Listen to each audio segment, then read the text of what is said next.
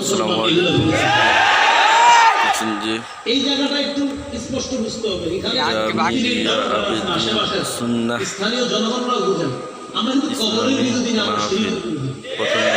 আমরা কবরের বিরোধী না, আমরা বেদাতের বিরোধী। আমরা কবরের বিরোধী না, কবর কেন্দ্র করে গাজা আসরের বিরোধী। আমরা কবরের বিরোধী না, কবর কেন্দ্র করে মেলা বসানোর বিরোধী।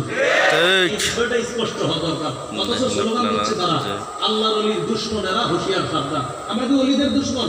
হ্যাঁ, স্লোগান আপনারা যদি পাল্টায় দেন, মানুষ হয়েছে আসলে অনেক সুন্দর বক্তব্য দিচ্ছে আমাদের প্রিয় হুজুর আবু সাইদ হুজুর। শিরকের দুশমনেরা হুঁশিয়ার সাবধান, বেদাতের দুশমনেরা হুঁশিয়ার। তাহলে ঠিক আছে, হ্যাঁ আপনারা এটা ঠিক আছে, এটা মানছি, কারণ আসলে শিরক হয় আমরা শিরকের দুশমন, এটাও সত্যি। কিন্তু শিরকের দুশমনরে আপনি অলির দুশমন বলাটা এটা চুরি করা। অলিয়ার শিরিক কি? শাহজালাল রহমতুল্লাহ আসছে এই দেশ থেকে শিরিক উঠানোর জন্য। ওনার কবরকে কেন্দ্র করে যদি শিরিক করা হয়, আল্লাহ যদি ওনারে কিছুক্ষণের জন্য বলতো শাহজালাল একটু দীর্ঘাসের অবস্থাটা, আয়েশা সর্বপ্রথম এদেরকে সাইজ করত।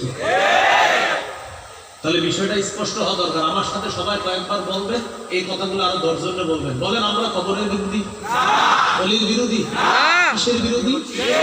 কিসের বিরোধী? বেদাত। কিসের বিরোধী? গাজা। বিরোধী মেলা। এই বিষয়টা স্পষ্ট হচ্ছে। এই জন্য যারা আপনাদের পরিচিত কেউ যদি স্লোগান দেয় অলি আল্লাহ দুশমনেরা হুঁশিয়ার সাবধান, আপনি বলবেন প্রিয় ভাইয়া তুমি স্লোগানটা পাল্টাও, তোমার স্লোগানটা আমি সাপোর্ট করবো। তুমি বলো শিরকের দুশমনেরা হুঁশিয়ার সাবধান, গাঁজার দুশমনেরা হুঁশিয়ার সাবধান, মেলার দুশমনেরা হুঁশিয়ার সাবধান। বলবেন হ্যাঁ, এবার স্লোগান ঠিক আছে, আমরা আসলেই শিরকের দুশমন, আসলেই বেদাতের দুশমন। ঠিক না কথা?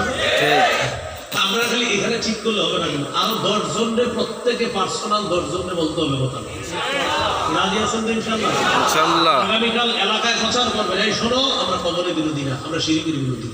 ঠিক। চা দোকানের সামনে আলোচনায় উঠাইয়া দিবেন আমরা আল্লাহর ওলির বিরোধী না, আমরা শিরকের বিরোধী। এই কথাগুলো আপনি একজন আরেকজনের কাছে বলতে হবে। মসজিদে